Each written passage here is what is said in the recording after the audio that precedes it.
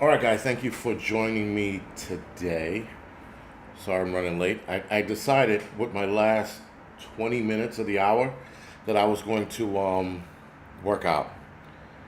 That was dumb. I was on the bike, so I apologize for that. Mr. Landfill, Flown Grown, thank you for the 5 by 5. So, yeah, man, this is, again, midweek report. We're going to talk about some stuff that we missed or might not have known about. Nothing crazy, it's never anything. It's never anything that serious. Uh, yeah, man. So let's get into it today. All right, all right, all right. Mitch, new quarter, no quarter. Hudson, what's going on, man? Thank you for the 5 by 5. JF Pimping, Zorro, thank you for the 5 by 5. Laura Down, thank you for the 5 by 5. Coffee First, Janie, Maria, thank you for the 5 by 5. Everybody else says 5 by 5. Only one person said no sound. All right. Quarter, no quarter. I'm not sure why it's giving me. Okay. It's on. I'm on Rumble as well. I'm getting the hang of this whole Rumble shit. So, um, Fed stop pushing auto stop and start tech on new cars. Well, that's a good thing. I didn't know about that.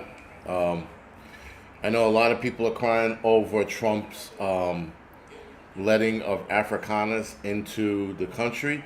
There is something up with that. It is not as clear cut as it seems.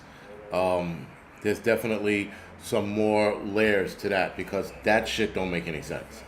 And I know a lot of people are crying about the fact that why is he letting white people in and not brown people? He's still letting brown folks in. I don't know where people are getting their information from. He's still letting brown, black. He's letting people who are in true war-torn countries into the country still. There are harder, what you call it, to get into the country, but they're not stopping people from coming in. So everybody's repeating the same shit. But the Africana shit, I want to say, guys, there's like some espionage spy shit in here somewhere. Because the people they let in, they don't seem like refugees at all. And they could have gone to other places in South Africa and been fine. So there's definitely some more layers to this, and I can't wait to hear what it is. All right, all right, all right. So this is not very interesting news, but it's sort of interesting. I haven't decided yet. But China signs a deal with Russia to rebuild a power plant on the moon. So that's really interesting because I thought we were leaving the moon alone, and now Russia and China are making a move on the moon, which means the United States has to team up with, I don't know what other country is going to help us get to the moon, or rather help us build a power plant on the moon. But Russia and China already struck that deal. And Greece just experienced a 6.0 earthquake. Keep in mind, guys, Naples, if I'm not mistaken, yesterday experienced a 4.4. Now, before we get back into the Russia story, the 4.4 earthquake felt in Naples, Italy, and the swarm felt in Greece. They're calling them swarms. That's bad. That means that something major is coming behind it. In that region, that is. So everybody, or rather, a lot of the world who pays attention to this shit, they're going to have their eyes over in that region of the world. So again, yesterday was a 4.0. Today was a 6.0 in Greece. Greece has a tsunami warning right now. Greece does have earthquakes. It's not uncommon, but there's a pattern in the region right now. So I guess people are going to be paying attention to it. So anyway, guys, Russia signed a deal with China to build a nuclear power plant on the moon. Russia reactor will be used to power the International Lunar Research Station, the ILRS, jointly led by China and Russia, and should be completed in 2036. That's, what is that, 11 years from now, according to a memorandum of cooperation signed by both nations.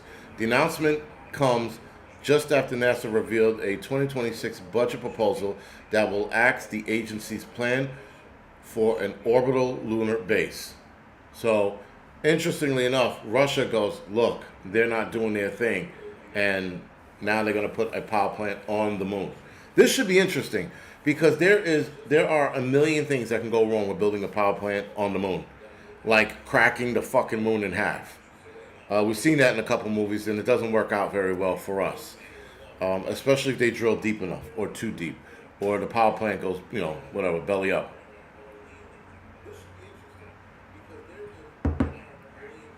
They could also be trolling us, Loretta.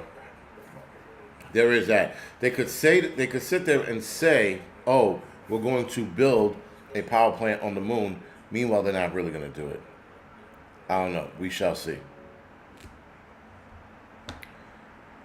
Oh no. Give me 2 seconds to I guess it's not coming through.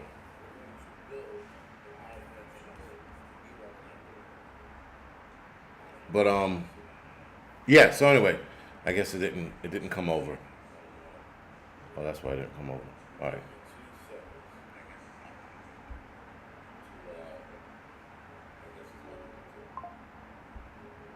So the machine is currently out of service. Please put. All right, forget it. It wasn't important. It was stupid firehouse shit. It was dumb. Anyway, so yeah, they could be trolling us. I mean, that's exactly what it could be. They said, "Oh, NASA doesn't have the budget to." Now, NASA is losing a lot of their budget. It seems like every year their budget gets smaller and smaller. Nobody's ever giving NASA what they want. And that's why people don't have any hope in NASA, because NASA is, even the government takes NASA as a joke. Meanwhile, you got SpaceX and Blue Origin, Orion or Origin? Anyway, Blue Origin, and you got those companies looking to make major moves on the moon. I could see the bald-headed dude from Amazon making a deal with China and Russia to be a part of that whole plan, because he looks like he has no allegiance to the country. Anyway, construction of the Chinese-Russian reactor will likely be carried out autonomously without the presence of humans, according to a 2024 interview with Yuri Borisov, Director General of the Russian space agency Roscosmos, on a Russian state-owned TV, TASS. While detail how it can be achieved remains unclear.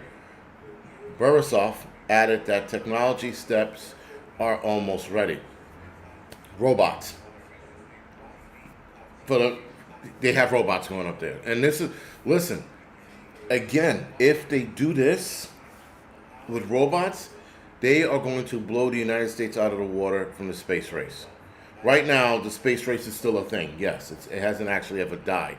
It's always been a thing. Russia and China couldn't take part. But if they start landing robots on the moon, that's going to be a fucking game changer for everything moving forward and colonizing other planets.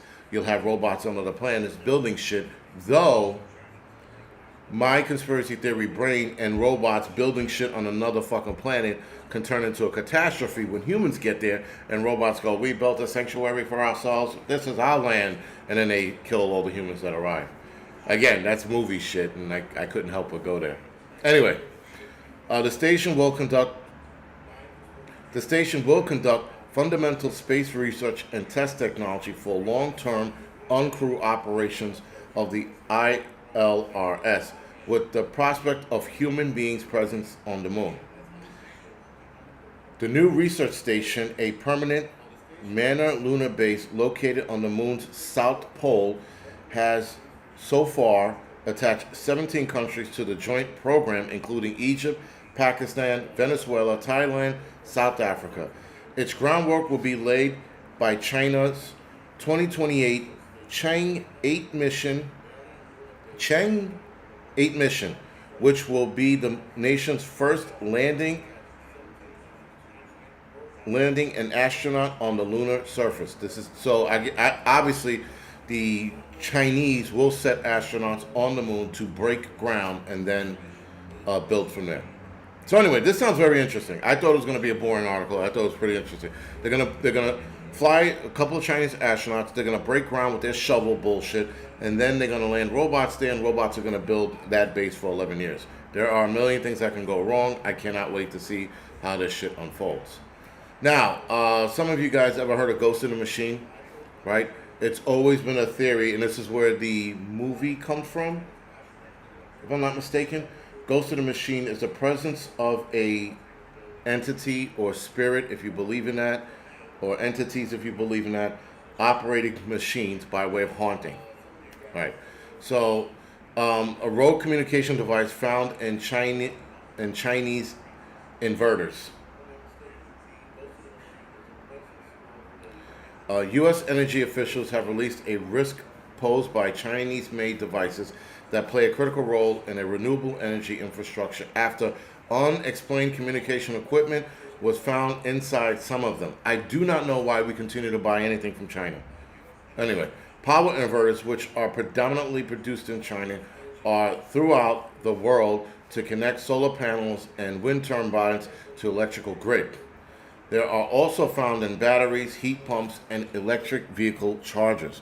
While inverters are built to allow remote access for updates and maintenance, the utility companies use them, typically install firewalls to prevent direct communication back to China.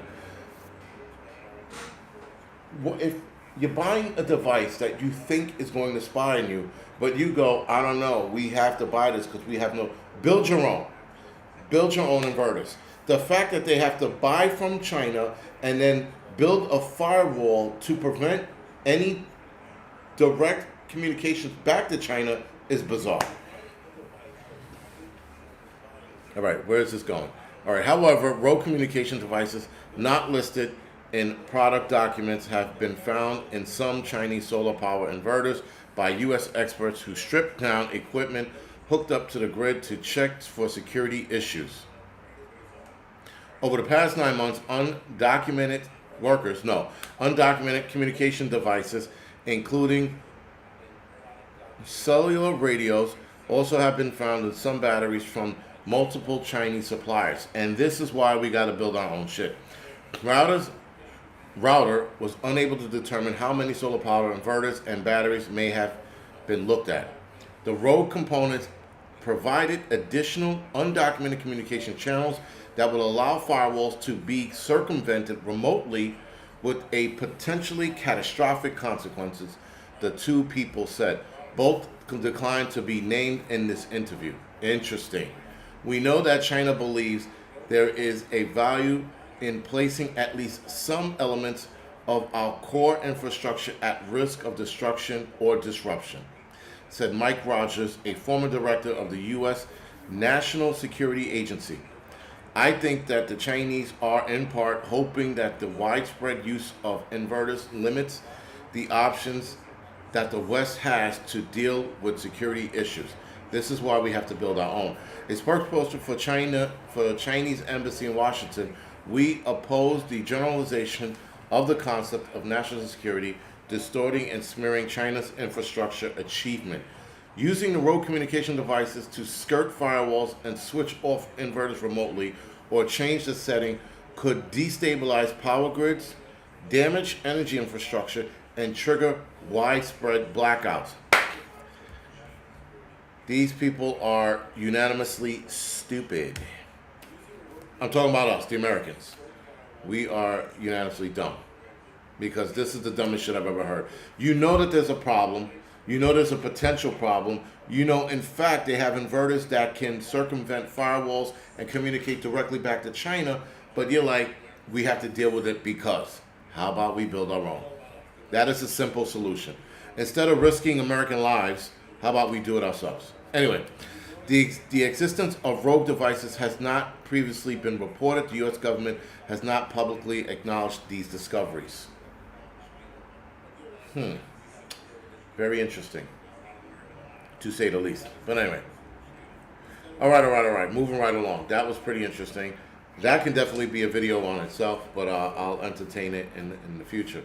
All right, this is for men and men only. Women, turn off your internet. Turn off your live stream.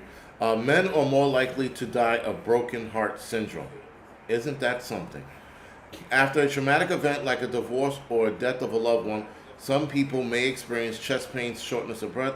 That's a result of a condition also known as broken heart syndrome. Now, I have heard it before. I tell you one thing: when you do lose a loved one, the shortness of breath and chest pains is a real thing. That I can contest to.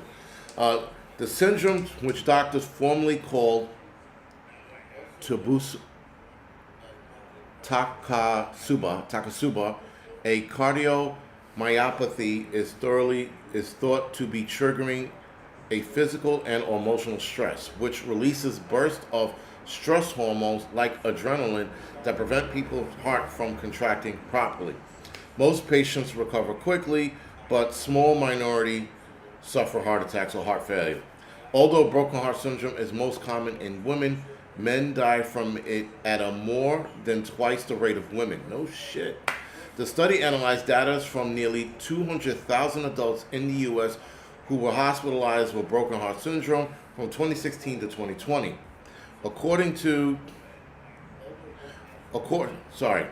11% of men in the group died compared to roughly 5% of women who died from broken heart syndrome. It seems to be a consistent finding that men don't get Takasubu syndrome as much, but when they do, they are worse, according to Dr. Harmony Reynolds, director of Sarah Ross Sauter Center of Women's Cardiovascular Research. That is a fucking mouthful. The difference between men and women may have something to do with what triggers their condition, cardiologist said. In men, broken heart syndrome is usually brought on by a physical stressor such as surgery or stroke. In women, its impetus is typically emotional, like losing a job or a loved one. No shit. Women have broken heart syndrome over their job? That is strange. I got fired today, have a heart attack and die. That don't make any sense to me. It's your whatever. People with emotional stressors actually do quite well. But for those that don't deal with emotional stressors, this is where they die of broken heart syndrome. All right. That was interesting. I did not know that guys were dying from that shit. No kidding. That's pretty interesting, man. I wouldn't have thought in a million years guys would die from it. I mean, don't get me wrong. I thought I was going to have a heart attack a couple times when I went to because my chest was killing me and the shortness of breath and like working out and then having this odd dump in my chest. I was like, wouldn't that be some shit if I fucking died from this shit? But I didn't. But that's interesting. That's very interesting. All right. Real quick. Jeffries, Minority House Leader Hakeem Jeffries, warns admin against arresting Democrats. A clear line that they dare not to cross. It sounds like a threat, if you ask me. House Majority Leader Hakeem Jeffries on Tuesday hammered the Trump administration for threatening to arrest Democratic members of Congress, saying such a move will constitute a clear case of executive overreach. It's a red line, Jeffries told a reporter in the Capitol. They know better than to go down that road. That sounds like a threat. Customs Enforcement Agents, or ICE, facility last Wednesday in Newark, where they were attempting to inspect a migrant detention center, were joined by Newark's Democrat Mayor Ras Baraka, who was arrested as he was protesting and also arrested on charges of trespassing he was arrested for trespassing, this is the mayor that made the news last week in Jersey, and I saw that and I said, I don't care. I don't give a shit. Heartburn, I know what heartburn feels like. And there are two different kinds of chest pains, and I didn't have heartburn at the time. Let's see. After Barack's arrest, 3 New Jersey Democrats, Representative Bonnie Watson Coleman, Robert Menendez, and LaMonica McLeary, were involved in a brief skirmish with ICE officials outside the facility. A skirmish. What, were they yelling at them? The Department of Homeland Security has accused lawmakers of assaulting the officers, including body slamming a female ICE officer. Maybe the ICE officer shouldn't be an ICE officer. If you're gonna, whatever. Again, guys, I'm not a big fan of women in law enforcement roles, especially law enforcement roles that deal with the public. I've watched more than enough women get their asses handed to them, and if you're gonna be a chick in law enforcement, you got to be like at a minimum 5'10", over 200 pounds, and you have hands. You can throw hands, and you are of good weight and size, by all means. But if you are fucking 98 pounds, 5 foot nothing, you should not be in that fucking, in that role. Like, at all. Not even a little bit. Maybe paperwork, but that's it. You could be a paper bitch, but that's all you can do. Yes, a butch would be nice.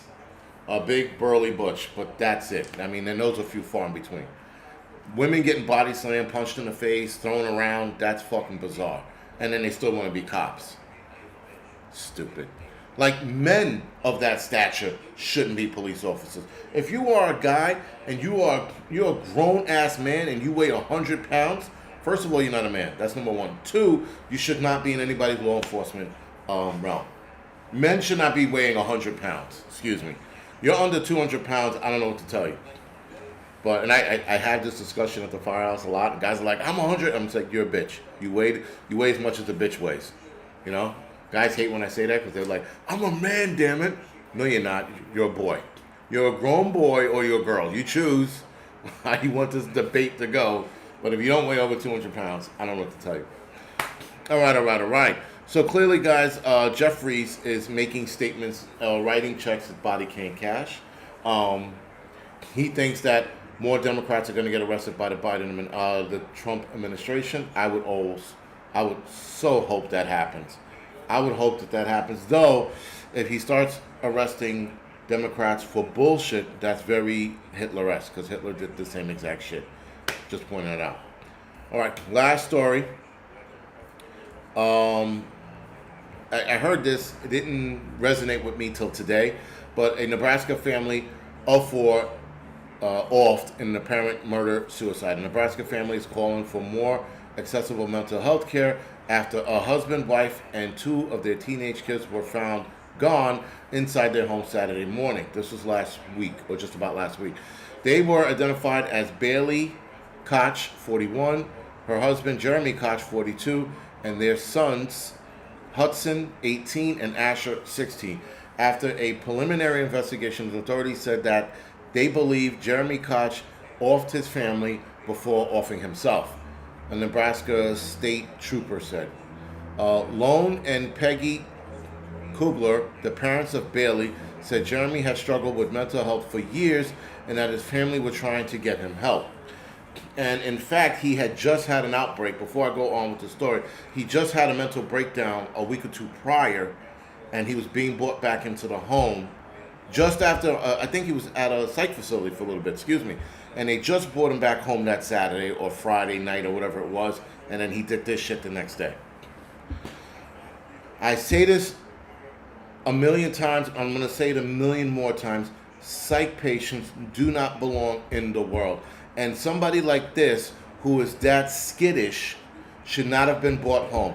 He should have stayed in a psych facility where he should have stayed locked up for the rest of his life. Because now you got two kids and a wife that are gone because the state decided that psych patients need love too. No, they don't. They are legitimately crazy. They belong in a psych facility and never be released again. Because this could have been avoided 1,000 ways to Sunday. Anyway, Jeremy had been fighting mental illness for many, many years. His depression had turned into psychosis. It was not Jeremy that committed the horrific act. It was his sick mind. Liberals. That is the most liberal-esque statement I ever heard. It wasn't Jeremy. It was his diseased brain operating Jeremy's body like a robot to do the killings. That is the most psych shit. Anyway, Bailey, Jeremy, and the boys' faith were very strong. It really helped them through the worst of times. We find strength in our belief that heaven has 4 new angels sitting at the right hand of God. Bullshit. They are also together and Jeremy's sickness is gone. Also bullshit. Jeremy's probably rotting in fucking hell. We're not going to make this shit into a fucking woe is me, feel bad for Jeremy. Jeremy can control it. It does hurt. And the one way he could control it is like, I can't go out in the world. I have to stay here. He could have volunteered that. A judge could have volunteered that. Whatever. Anyway, guys, in a nutshell, you're going to see more of this in the next coming years. And why are we going to see this in the next coming years? Well, we're going to see this because of the arm ticket. There has been a spike in psychosis and psychiatric issues. A huge spike in the last 3 to 4 years. They said many, many years. Jeremy's probably been fighting this for 3-4 years. Easy. And I'm going to tell you right now, I've seen a lot of people's psychosis change after they took the arm ticket. So we're definitely going to see a lot more of this. I think we've heard in the last 3 years more murder-suicides than we have ever in the history of fucking human race.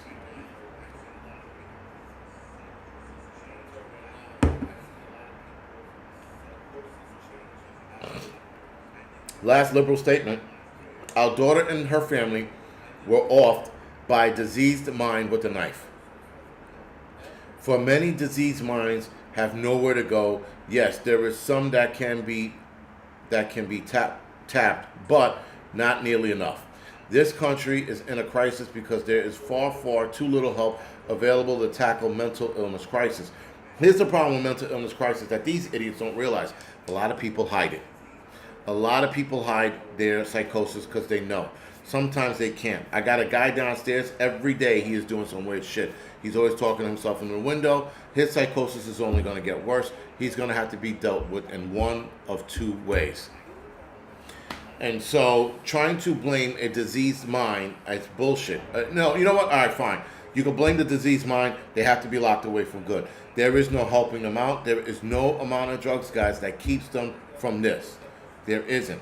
I have worked in the on and off medical field for the last 20-something years. I have responded to psych patients, and drugs only help for a very, very, very short time of their lives. And then after that, they have to be locked away. And people seem to think that people seem to think, that these medications are out there to help. They do not help. In some cases, the meds make matters worse, and they make matters worse faster. You get there a lot faster with these medications because you've been solely dependent on it. I am tired. I didn't get I thought I got enough sleep, but I was tossing and turning all fucking night. Just all night. And I didn't eat late either, so I don't know what it was. I mean, I know what it was. It is what it is. I have some good night's sleep and some nights I won't. But I guarantee you this, if I start going crazy and talking about Michael Jackson was my biggest fan, it's time for me to go to a psych ward, right? So, other than that, guys, thank you for joining me today. Or this afternoon. I will probably be on next week, not this Thursday, tomorrow. I might be taking it off. But other than that, guys, start making asylums great again. Start putting these crazy people away because we can't have them roaming the streets, or we can't think that they're going to be cured. They will never be fucking cured. All right, guys, this is the Angry Prepper. See you guys later.